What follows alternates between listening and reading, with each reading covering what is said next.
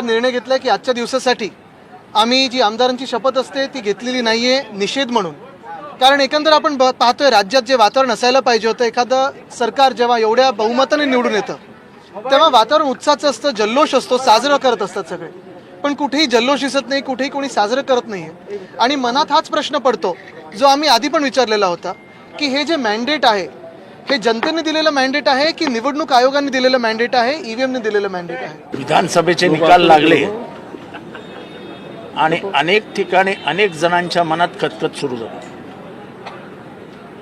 ह्या निकालावर महाराष्ट्राचा विश्वास बसेल कसा असा प्रश्न सर्वसामान्यांना पडला.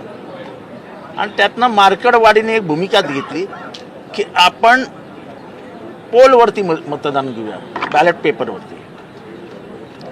बॅलेट पेपरवरती घेत असताना निवडणूक आयोग मध्ये आलं. आता निवडणूक आयोगाचं काम काय?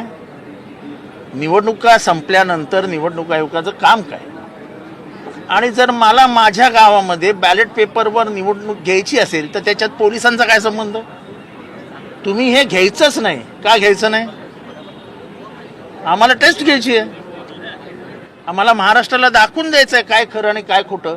महाराष्ट्रातलं हे सरकार जनतेतलं नाही.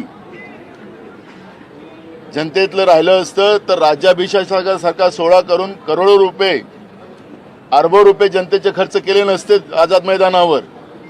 हे सरकार आपली खुशी आपण व्यक्त करते असं चित्र आपण पाहतोय. लोकशाहीचा हा अपमान आहे आणि जनतेने ज्यांना निवडून दिलं त्यांनी शपथ घ्यायला नकार देणं म्हणजे निवडून देणाऱ्या जनतेचा अपमान आहे. काय त्यांनी वक्तव्य करायचं तो त्यांचा अधिकार आहे. पण उद्याचाच दिवस शपथ घेण्याचा आहे. त्यांना उद्या संध्याकाळपर्यंत शपथ घ्यावीच लागेल. तर परवा दिवशी सभागृहामध्ये कामकाजात भाग घेता येईल. ही एक प्रोसिजर आहे आणि बहुतेकांना सगळ्यांना माहिती आहे. परंतु पहिल्याच दिवशी आपण काहीतरी वेगळं करतोय.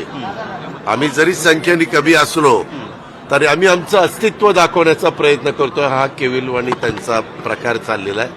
याला काही अर्थ नाही. कारण सुरुवातीला हे सगळे आत बसले होते, परंतु नंतर आमच्या 8-10 लोकांच्या शपथ झाल्यानंतर एकदम अचानक मी शपथ घेऊन असं खाली उतरताना काहींदा विचारलं, पण कारण ते मी उतरताना ते नेमके बाहेर निघालेले होते. म्हणलं काय कुठे चाललंय? ते म्हणले नाही असंच चाललंय.